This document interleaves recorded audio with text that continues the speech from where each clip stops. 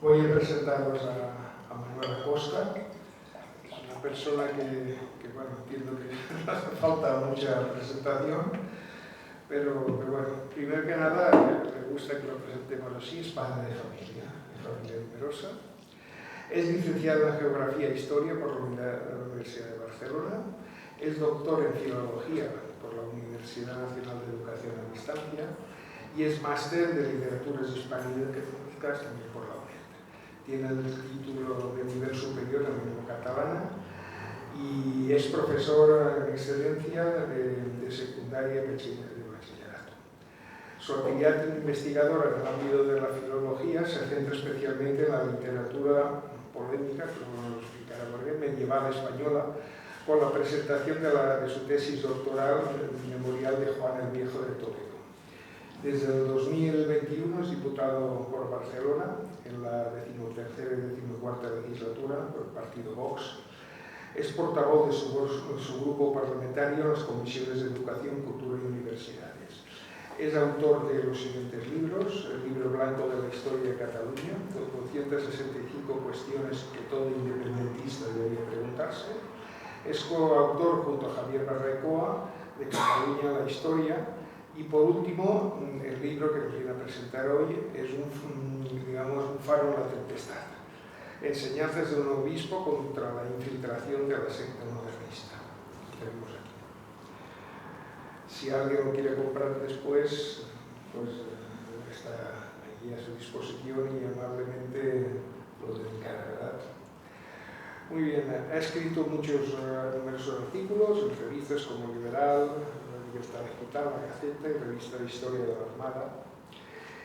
Y bueno, no sé, aquí es muy largo. El libro es un testimonio profundo y revelador de la vida y legado de Monseñor José Guerra Campos, obispo de Cuenca, y una figura clave en la historia reciente de la Iglesia Católica en España.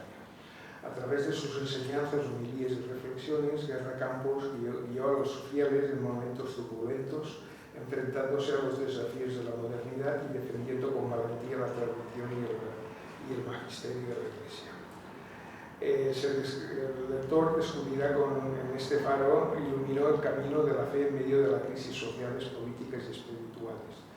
Desde sus primeras etapas como sacerdote hasta su papel en el Concilio Vaticano II, el libro representa un relato apasionante de su vida, destacando su labor en la evangelización mediante medios como la televisión. Creo que fue de los primeros que intentó hacer programas de televisión con su programa El Octavo Día, y sus esfuerzos por preservar la esencia del mensaje cristiano frente a la infiltración de ideologías políticas. Pues bien, ahora le doy el micrófono a Manuel, que seguro que nos deleitará con su conferencia. Muchísimas gracias por estar aquí con nosotros. Muy buenas tardes. Gracias a Somatemps por la invitación, por darme la posibilidad de dirigirme a todos ustedes. No voy a hacer una presentación, no voy a hacer una presentación al uso de un libro, porque como nos encontramos precisamente en un congreso como este, de altura, de envergadura, un congreso que lo que pretende es recuperar la españolidad de Cataluña, esa catalanidad hispánica que bien nos ha recordado, nos ha definido Josep Alsina. Entonces, lo que yo quiero hacer, y como el título de este congreso, o la línea, digamos, el itinerario, ¿no?, que ha marcado este congreso es contra la falsedad histórica, lo que quiero hacer yo, más que presentar el libro, es explicar a raíz precisamente de este personaje histórico extraordinario que es el obispo Monseñor Guerra Campos, es explicar cómo realmente se ha falseado la historia en dos casos concretos, en algo que tiene que ver y mucho con la historia de España en general y la historia de la Iglesia universal y en España también en particular. ¿Bien? Entonces, si les parece, antes de entrar en materia, quisiera recordar, como estamos hablando de la falsedad o de las falsedades históricas, me gustaría recordar un poquito qué es historia. La historia, según nos recuerda Cicerón en De Oratore, en el capítulo 9:36, es verdaderamente testigo de los tiempos, luz de la verdad, vida de la memoria, maestra de la vida, mensajera de la antigüedad. Esto es la definición de Cicerón de la historia, evidentemente, pues lo que dice un clásico y que nos pertenece a nosotros también y al llegar hasta nosotros nos sigue interpelando. Y por otro lado, pues también me gustaría recordar lo que escribió Cervantes en el Quijote, en la primera parte, en el capítulo 9, sobre la historia.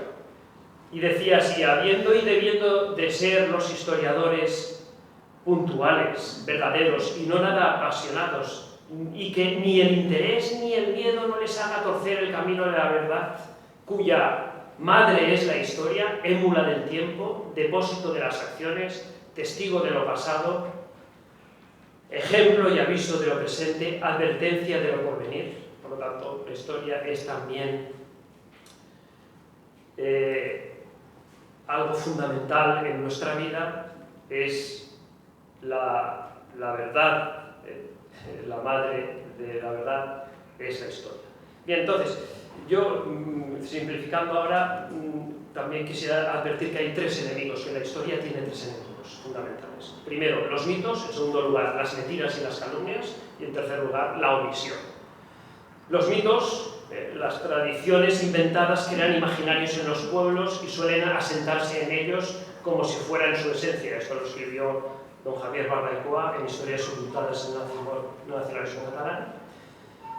Por lo tanto, son muy perjudiciales para la historia y para el fin de la historia, los mitos. En segundo lugar, la mentira y las calumnias, evidentemente. Calumniar con audacia, siempre quedará algo, escribió Bacon en De la dignidad y el crecimiento de la ciencia. Y finalmente la omisión, la pereza, la indiferencia, la resignación ante la mentira, el no librar la batalla cultural o la lucha cultural. Esto también es un gran enemigo de la historia. Y entonces, como les he dicho inicialmente, pues me voy a centrar en dos falsedades históricas concretas en relación con el libro que he escrito, en relación, lo que tiene mucho que ver, pues, con este personaje extraordinario que fue don José Guerra Campos. El libro, pues como ha dicho nuestro amigo Vicente, Un faro en la tempestad, enseñanzas de un obispo contra la infiltración de la secta modernista. Es una breve introducción biográfica de la persona de Guerra Campos, el obispo Guerra Campos, y además una parte del libro también importante, fundamental, es la traslación, la transcripción de las 63 emisiones que se hicieron en televisión española en 1972 y 1973, en donde el obispo Guerra Campos hace un recorrido por las verdades de la fe de una manera pues clara, asequible para todo tipo de público y además dentro de la más pura ortodoxia católica. Después de todo lo que se produjo tras el Concilio Vaticano II. Y, aunque vuelvo a repetir, no es o no quisiera yo estar hablando constantemente del libro y tampoco pues, hacer una presentación en toda regla del libro, sí que quiero volver a repetir que se trata de una figura, la de don José Guerra Campos, extraordinaria en la historia reciente de España, en la historia económico, social y política de España, en la historia de la Iglesia universal y de la Iglesia en España, porque no en balde él fue obispo que participó en el Concilio Vaticano II, fue procurador en las Cortes del anterior régimen político, anterior a este de 1978, y fue posiblemente el más gran intelectual dentro de la Iglesia española, sin duda, de la segunda mitad del siglo XX, tras la muerte de Gomá en 1940. Bien, la primera falsedad histórica que quisiera señalar: el Concilio Vaticano II, dicen muchos o dijeron muchos en su momento, y sigue siendo más o menos manida esta frase, ha variado o varió parte de la doctrina católica que ya había estado, se consideraba obsoleta, porque la intención del Concilio Vaticano II era poner al día la Iglesia, la doctrina de la Iglesia, la moral de la Iglesia, etcétera, etcétera, ¿no? Esta idea seguro que todos ustedes la han oído más de una vez. Entonces, bueno, pues bien, esto yo lo propongo como una falsedad histórica, y concretamente, especialmente, una de las cosas que dicen los que piensan así es que una de las cosas que la Iglesia, a partir del Concilio Vaticano II, varió, modificó, suprimió, es la confesionalidad católica del Estado. Esto es una mentira en toda regla. Vuelvo a repetir, esto es una mentira en toda regla, es una falsedad histórica. Luego verán por qué he elegido este tema de la confesionalidad católica del Estado, cuando la enlace con la segunda falsedad. Bien, respuesta. Las personalidades eclesiásticas, vuelvo a repetir, eclesiásticas, que hicieron esta interpretación, esta falsa interpretación de las conclusiones o de muchas de las conclusiones a las que se llegaron en el Segundo Concilio Vaticano II, estas personalidades, un grupo minoritario, pero contumaz, consiguieron que calara esta falsedad. Grupos minoritarios dentro del seno de la Iglesia, aventados por lobbies, grupos comunicativos, publicaciones, tergiversaron ciertos contenidos de las conclusiones del Concilio Vaticano II hasta el punto que consiguieron tener pues, una cierta relevancia o una gran relevancia en el mundo eclesiástico. Pues a nadie se le escapa pues, que podemos estar hablando de ciertos personajes de la Compañía de Jesús. A nadie se le escapa que también nos podemos referir a publicaciones como Vida Nueva, que tenían pues, una influencia en el mundo eclesiástico y optaron por una versión totalmente sesgada, tergiversada de lo que se dijo en el Concilio Vaticano II. ¿Por qué? Porque querían hacernos ver, estos grupos minoritarios, pero contumaces, vuelvo a repetir, influyentes, querían hacernos ver que el papel de la Iglesia en el mundo era algo más o era una cosa diferente a lo que había sido siempre. Ellos decían, no, la Iglesia es una mera animadora social, es una estructura que tiene que conseguir el perfeccionamiento de la vida temporal y material de las personas. Y se quedaba ahí.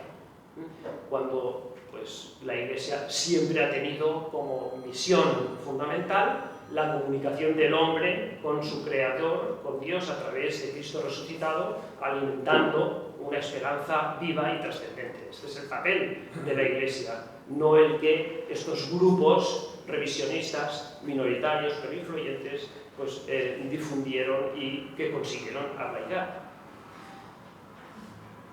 Bien, en definitiva, el Concilio Vaticano II está en contra de la confesionalidad católica del Estado. Marca un antes y un después, en absoluto. En absoluto.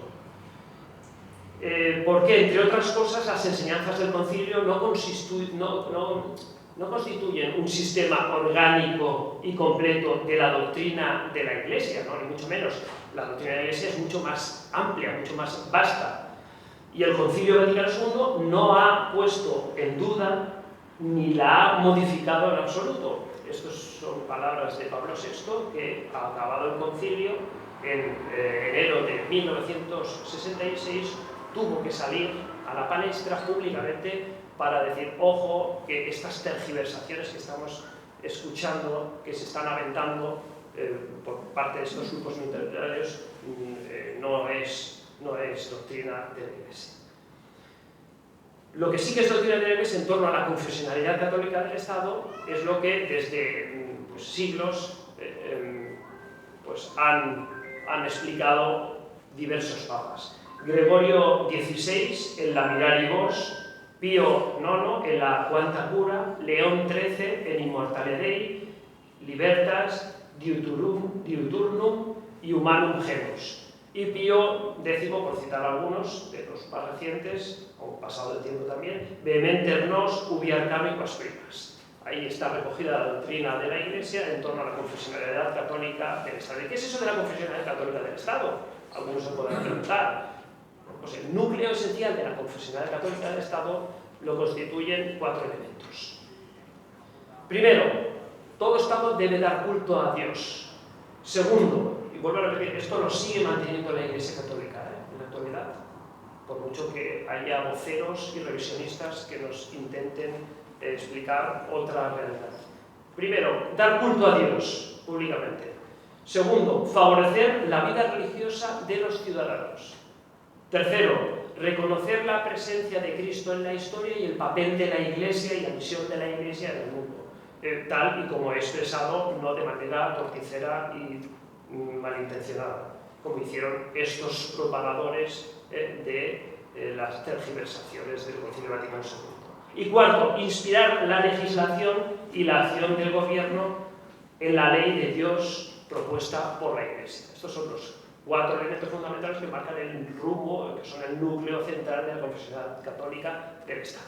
Bien, por lo tanto, esta es la primera falsedad, negar que esto lo ha defendido siempre la doctrina de la Iglesia, lo sigue defendiendo y a pesar de los cambios de los siglos y de los siglos, sigue estando vigente en la doctrina de la Iglesia.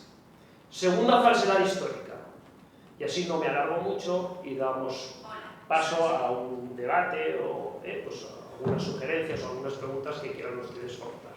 Segunda falsedad histórica, que es consecuencia de la anterior. Se suele decir, y ha llegado hasta hoy, evidentemente, que como el Concilio Vaticano II prohibió la confesionalidad católica del Estado, que hemos visto que es mentira, y el Estado español anterior al régimen de 1978 estaba inspirado y creía, y así pues, sus principios fundamentales lo corroboraban, creía en la confesionalidad católica del Estado, pues a partir de 1975 la Iglesia española exige que el nuevo Estado que surja no debe ser confesionalmente católico. Es segunda falsedad histórica, no sé si me he explicado, ¿verdad? Tiene consecuencias de lo primero que hemos explicado.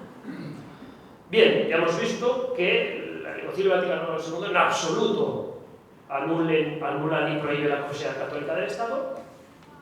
Y hay que recordar que la Iglesia universal y también la Iglesia en España siempre bendijo el régimen de Franco, siempre, como norma general, porque facilitó, no puso nunca trabas a la labor de la Iglesia, a esa misión de la Iglesia en el mundo, concretamente en España, que es la de evangelizar, transmitir la fe a los fieles y conseguir la salvación de las almas. No puso nunca el régimen anterior ninguna traba al desarrollo de la Iglesia.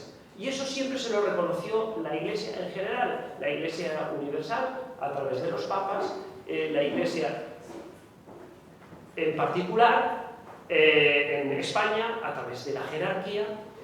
Y esto, como norma general, fue así. ¿Hay excepciones? Claro que hay excepciones. Hubo un movimiento revisionista, igual que manipuló las conclusiones del Concilio Vaticano II a nivel universal, también hubo en España. ¿Minoritario? Sí, pero realmente hizo daño.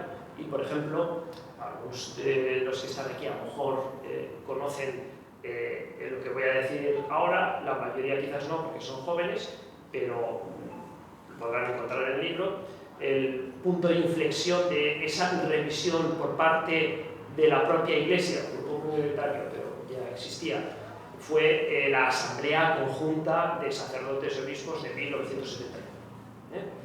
Ahí hay un movimiento revisionista que pretende precisamente esto, que el régimen de Franco deje de ser profesionalmente católico. Les parece como si la Iglesia se tirara piedras sobre su propio tejado, pero esto fue así.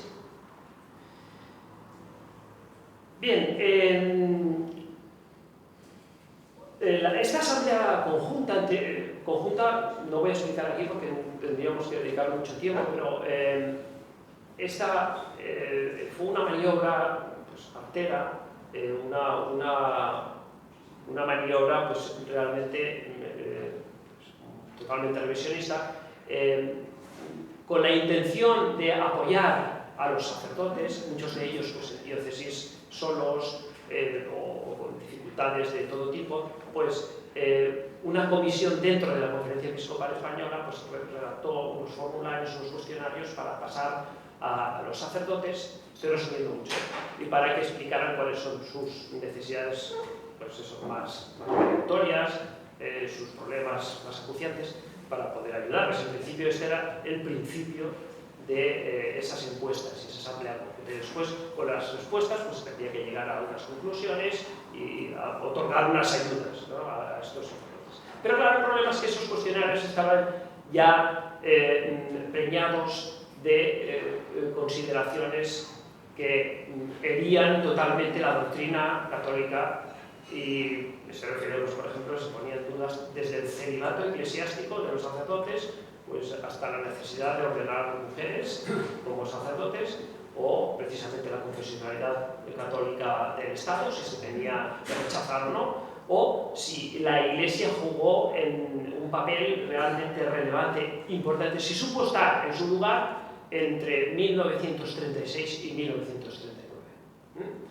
Cuando, pues, como bien saben todos ustedes, sufrió España una persecución religiosa atroz entre el 36 y el 39, con pues, 13 obispos asesinados, más de 6.400 pues, sacerdotes y religiosos asesinados por odio a la fe. Si no estuvo a la altura la Iglesia, pues, en fin, se ponía ante el juicio de todo. Y finalmente las conclusiones fueron lamentables. Se llegó a decir que la Iglesia pues, no supo jugar su papel entre el 36 y el 39 y que después no se desmarcó de un régimen que era nocivo pues, para un católico. Bien. Esto desagradó mucho especialmente a don José Garro Campos porque él era en aquel momento secretario de la Conferencia Episcopal Española y tuvo que elevar el grito en el cielo ante estas atrocidades. Pero en cualquier caso, ¿qué quiero decir con esto? Pues que de alguna manera esto estaba alimentando la creación de un régimen nuevo cuando desapareció Franco de la escena en 1975. Se estaba preparando un nuevo régimen que es el que está fundamentado en la Constitución de 1978. Es un régimen que no es confesionalmente católico, evidentemente, es un régimen relativista, absolutamente relativista, o dicho de otro modo, es un régimen totalmente permisivo. No es un régimen de libertad religiosa, porque la libertad religiosa se ha de entender bien. Un Estado lo que tiene que conseguir no es imponer la fe a nadie, eso no lo puede hacer, pero lo que sí que tiene que conseguir es que sus ciudadanos tengan una trascendencia religiosa. Esto sí que es natural, ¿no? Bien, entonces, en cualquier caso, el régimen de 1978, cuando se estuvo fraguando, fue contestado solamente por una parte ínfima de la Iglesia española. Concretamente don Marcelo, que fue el primado de Toledo, más 8 obispos, entre ellos Guerra Campos, denunciaron que de aprobarse este proyecto de Constitución de 1978 basado en el más absoluto relativismo, sobrevendría sobre España la ley del divorcio, la desestructuración de la familia, la ley del aborto, la ley de la eutanasia, la barbarie todavía mayor del terrorismo de ETA, la desestructuración de España, sobrevendría también incluso, lo dijo de otro modo, pero también dijo, sobrevendría la secularización absoluta de España en sus símbolos, en sus iglesias, incluso pues, habló de la posibilidad de que desaparecería el Valle de los Caídos, también lo dijo, y no lo dijo expresamente, pero se estaba refiriendo pues, a leyes inicuas como puede ser la ley de memoria democrática que hoy en día está en vigor. Incluso llegó a reconocer que sobrevendía en España la ley de la eutanasia. Bien, ¿qué quiere decir con esto? Que sobre una falsedad histórica se edifica una realidad institucional, política, social, económica, que es totalmente nociva para los ciudadanos, que está desconectada absolutamente con nuestra tradición. Antes Josep Alsina nos lo ha dicho, ¿no? Es decir, ¿cómo podemos saber lo que somos si no conocemos lo que hemos sido? Entonces, está totalmente desconectada de nuestra tradición y, en cualquier caso, es una profunda traición. Es una traición, y aquí con esto acabo, es una traición a tantos españoles que vertieron su sangre por defender precisamente una España basada en el amor a la tradición, a la historia, a Dios y a la patria. Se debía haber mantenido la aplicación de esos principios de confesionalidad católica del Estado que eran vigentes y estaban perpetuamente vigentes durante el régimen anterior, y no cambiarlos por unos principios de absoluta permisividad. Y así no se hubiera traicionado el deseo que, en la hora de la confesión sangrienta de los obispos sobrevivientes en España, comunicaron a sus hermanos de todo el mundo, con la famosa Carta Colectiva del Episcopado Español en 1937, que concluía de esta manera: quiera Dios ser en España el primer bien servido, condición esencial para que la nación sea verdaderamente bien servida. Con esto acabo, y si les parece, pues podríamos iniciarnos, como vamos de tiempo, alguna... Sí, bien. ¿Sí?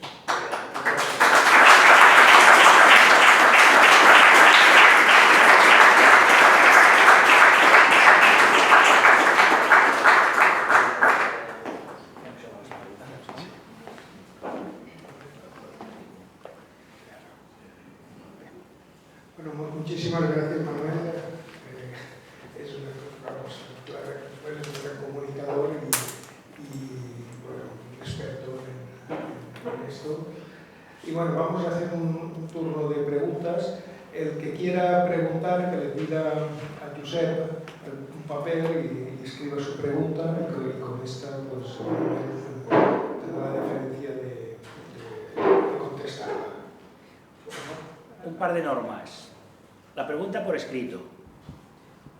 El conferenciante responde. No se establece un diálogo. ¿Queda claro? Sí, porque si no, se alarga mucho y entramos aquí en terrenos que a veces no son deseables.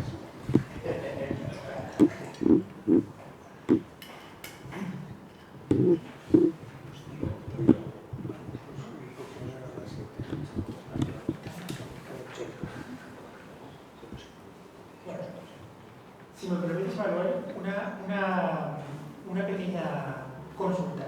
¿No crees que a lo mejor, es una opinión, el problema del Concilio Vaticano II pudo ser más que sus documentos en sí, las encíclicas papales de aquellos mismos años? Por ejemplo, la Gaudium et Spes, Lumen Gentium, lo digo para ese tema de cuestionar el Estado católico y determinadas cuestiones del orden sociopolítico, por ejemplo.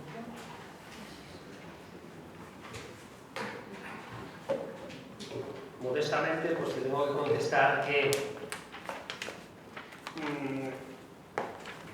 para mí es complicado hacer un análisis, ¿no? Pues de las encíclicas o de las que comentas o de las otras. En cualquier caso, lo que te puedo contestar que Guerra Campos dedicó buena parte de su vida, después del Concilio Vaticano II.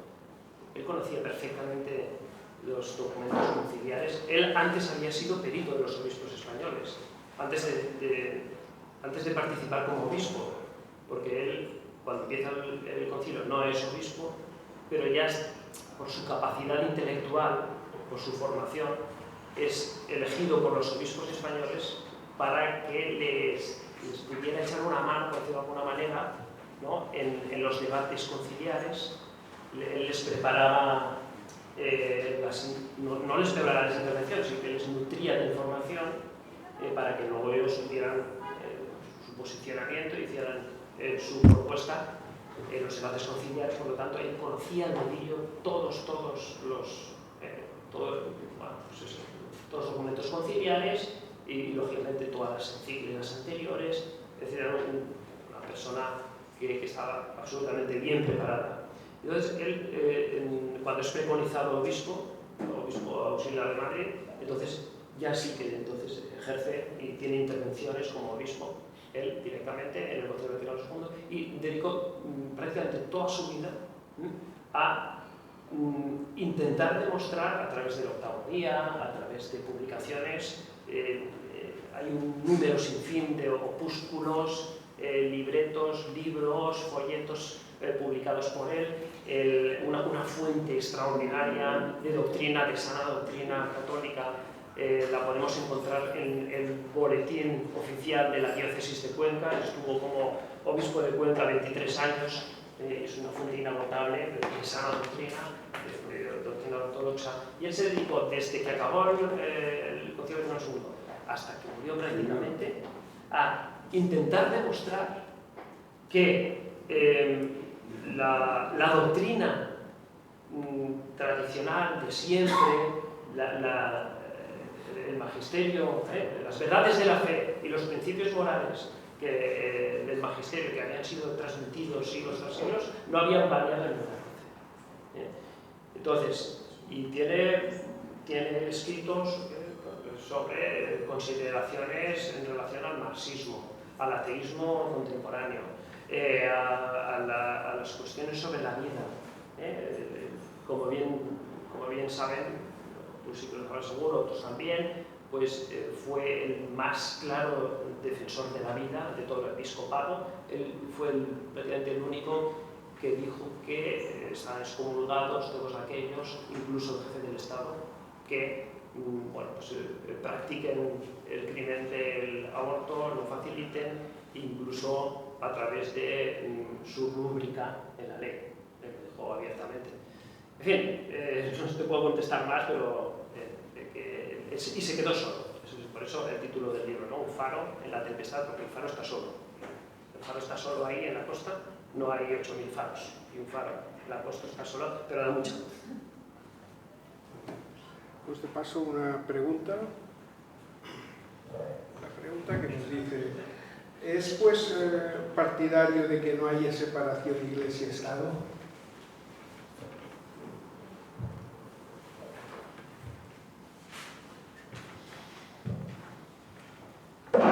Tanto Iglesia como Estado tienen que tener, evidentemente, una autonomía propia, porque su jurisdicción, su cometido, su misión son diferentes. Tiene que existir, por lo tanto, una autonomía propia. Hablar de separación, bien entendido, pues es entender precisamente que tiene que existir una complementariedad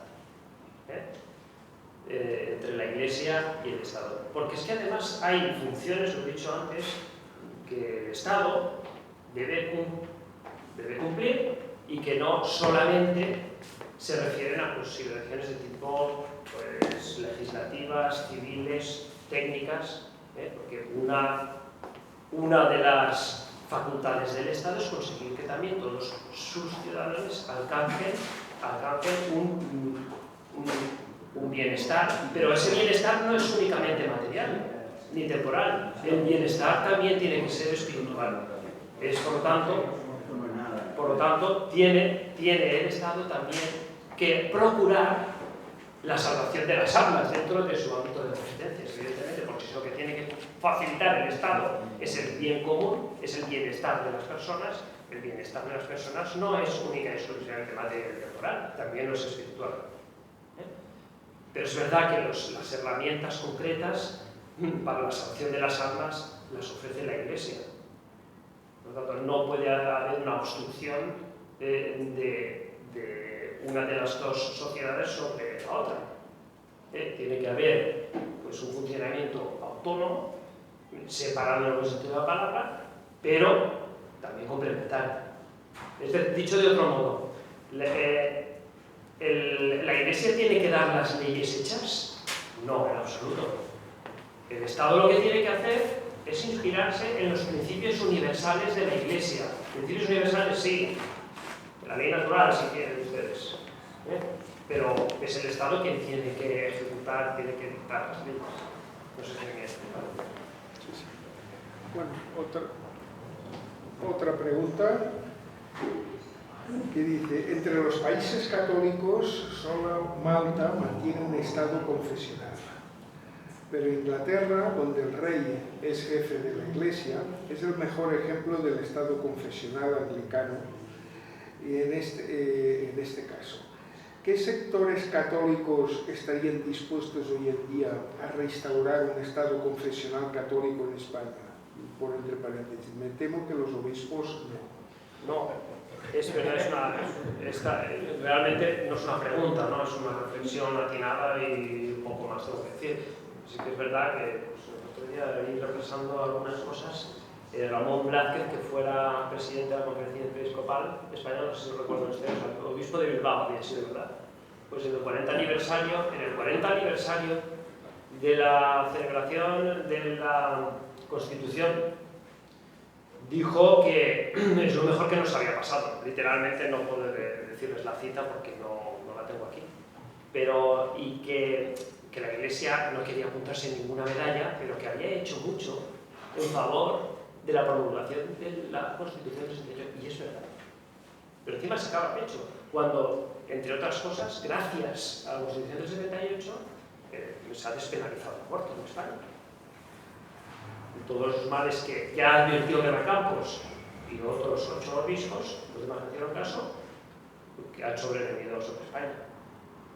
Entonces, hoy en día es que, no, pues nada, es que esto, digo yo esto no puedo decir aquí y en cualquier otro sitio, porque normalmente lo digo, aunque, bueno, pues, algunos, pues, no sé, a lo mejor le produzca una parálisis o algo, pero ¿quién entiende que la confesionalidad católica hoy en día es algo que es, además, conveniente? Casi nadie. Los sectores de la Iglesia en España, bueno, pues claro, hay mucha gente buena todavía y bien formada, gracias a Dios. Pero bueno, en cualquier caso, que nos ha ido mejor la historia después de pasar de un régimen de confesión católica a un régimen de permisivismo absoluto. Yo creo que no, ya a la vista está. Pero en cualquier caso, lo que sí que no puede decir nadie es que haya sido abolida la confesión católica del Estado. Y otra cosa, es que incluso un Estado aconfesional, un Estado totalmente permisivo, es también un Estado confesional, porque se basan en unos principios, que son los del relativismo absoluto, pero en cualquier caso los está imponiendo, con lo cual eso también es un tipo de confesionalidad, no la católica, evidentemente. Otra pregunta, entiendo y la traduzco. Cuando falleció Monseñor Guerra Campos, ¿cómo fue su despedida?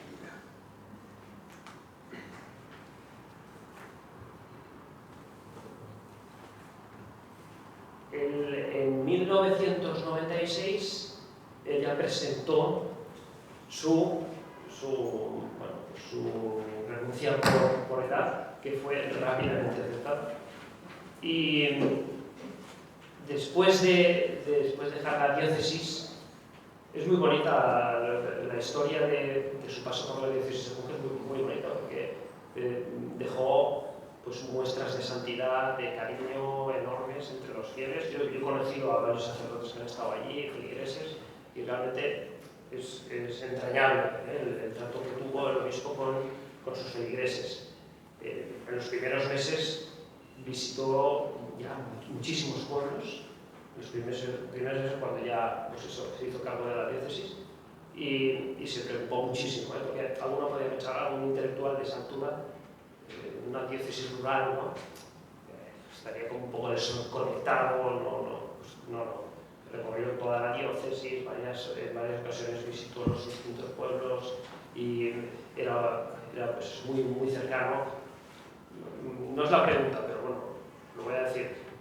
Conocí un sacerdote que era párroco, más fue ordenado por él, de un pueblo de Cuenca, y me explicaba que hizo una visita pastoral a ese pueblo, el obispo de Ramos, y se ponía a la altura de todos. Una eminencia, se ponía a la altura de todos. Y después de salir de la visita institucional, había pues, allí pues, los señores del pueblo, tal, y se puso a hablar de ellos, de la victoria de la selección española de fútbol que pues, había acontecido el día anterior, que había habido un partido no sé cuál, internacional, y se explicaba técnicamente el porqué de la victoria, pues, hablaba con la gente del pueblo, con toda la altura. Pero la despedida, vayamos a verlo. Pues entonces él deja la diócesis y aflora una enfermedad que tenía él, se manifiesta ya de una manera pues, bastante evidente, una enfermedad coronaria, y además él estaba a cargo de una familiar que también tenía unos problemas de demencia senil. Bueno, estuvo en un piso viviendo en Madrid, pero las condiciones eran insoportables, no podía atender a la familiar porque tampoco estaba bien. Entonces la Sociedad Misionera de Cristo Rey, que tiene sede en Sentmenat, en el colegio de Sentmenat, pues, que había sido también una sociedad que había sido aprobada diocesamente, la diócesis de Cuenca por él, le ofreció la posibilidad de que se fuera a vivir al colegio de Sentmenat, en un entorno pues, natural, muy agradable, y allí estuvo unos cuantos meses hasta que falleció. Y la despedida en Sentmenat fue pues, muy emotiva, muy bonita, y después los funerales en la Catedral de Cuenca, también extraordinariamente emotivos, estuvieron también dirigidos o presididos por don Marcelo, el cardenal primado de Toledo, que le quería mucho, era amigo suyo, aunque también es verdad que inicialmente don Marcelo le apoyó muchísimo, y todas esas iniciativas, toda esa lucha, fue una lucha que llevaron a cabo conjuntamente, pero después también se apartó un poquito, pero siempre mantuvo una relación cordial. Una pregunta que nos dice, ¿por qué no ha citado a la masonería de la que habla el Papa León XIII en su encíclica Humanum Genus, algo así? Sí. Y hay otra pregunta que dice, ¿por qué no cita a la masonería como defensora del separatismo? Son dos preguntas perjudicadas. Sí. Bueno, no lo he citado así, pero en el subtítulo, de alguna manera, pues ya lo digo, ¿no? También, es la infiltración de la secta modernista en el seno de la Iglesia. De alguna manera, pues es lo que ha pretendido, ¿no? la masonería. Eliminar de la faz de la tierra la Iglesia cualquier vestigio de Cristo como Rey, como Cristo Rey de las sociedades, de los pueblos. Y bueno, ya lo vemos, estos grupos contestatarios, estos grupos revisionistas que tergiversaron buena parte del mensaje del Concilio Vaticano II, se fundamentan en el modernismo, que es lo que también, de alguna manera, así simplificando, es el leitmotiv de la masonería, que en cualquier caso es desnaturalizar la fe. O dicho de otro modo, es, se podría hablar así, ¿no? En términos teológicos, es el naturalismo aplicado a la fe. Es decir, que los acontecimientos, la vida de los hombres en el mundo, la tradición de la Iglesia, todo se tiene que interpretar bajo una mentalidad racionalista. Es decir, la revelación pues no pinta nada, la revelación tampoco, y de alguna manera pues es como desvirtuar, desnaturalizar lo que es la fe. La fe es un don y que en la vida de los hombres está en manos, la vida de los hombres está en manos de la providencia de Dios, ¿no? Entonces, no sé si he contestado muy bien a lo que querían preguntar, pero es difícil también, no está bien tiempo centrarse solamente en unas cosas, es lo más propio. Muy bien. La última pregunta nos dice: ¿qué papel juega la Iglesia catalana dentro de la Conferencia Episcopal Española? Y aquí la pregunta: ¿es separatista? Bueno, esto claro, esto nos estamos refiriendo al momento actual, me imagino, claro, esto excede de los límites de lo que nosotros hemos estado explicando, pero bueno, no tengo que tampoco descubrir nada nuevo, ¿no? Vemos que sí, que es así, que es una realidad, con mayor o menor ímpetu a lo largo de los últimos años. La Iglesia ha apoyado, aquí en España, en Cataluña, ha apoyado gobiernos secesionistas, gobiernos separatistas, actitudes separatistas. Es una pena, digamos, que es verdad, a nadie se le escapa. Hay multitud de datos objetivos que nos indican que es así, y seguro que cada uno de ustedes pues, tendrá alguna anécdota, algún hecho que podrán explicar en su parroquia, en su diócesis, en un acontecimiento en que ha participado institucionalmente también la Iglesia. Pues, es una pena. Es una pena, y así nos va el pelo. Así nos va el pelo porque, claro, Cataluña, que ha sido quizás la región que ha dado a la Iglesia más santos a lo largo pues, de tantos siglos, es ahora la región más secularizada junto con las congadas, que también era otra de las regiones que se había caracterizado más por una profunda religiosidad de sus gentes. Y precisamente cuando se sustituye la religión por el ídolo de la nación, pues se produce esta pérdida de identidad y se produce pues, esta secularización rampante. Y bueno, pues los índices de cumplimiento del precepto dominical en Cataluña están por los suelos. Yo no sé si llega al 10% ahora. Me parece que esto me queda un poco anclado, tampoco, 2%. Me quedo ya anclado en el pasado. Pues nada, muchísimas gracias, Manuel. Repito, allí hay a su disposición ejemplares del libro de Manuel, que estará encantado de podérselo firmar. Y también, bueno, comentarles que hay, digamos, para sufragar los gastos de este congreso, pues hay una cuenta corriente que quiera donar, bueno, que se va a tener la donación de la entrada es para eso, para pagar pues, la sala, pagar la megafonía y entonces unos gastos y a ver si logramos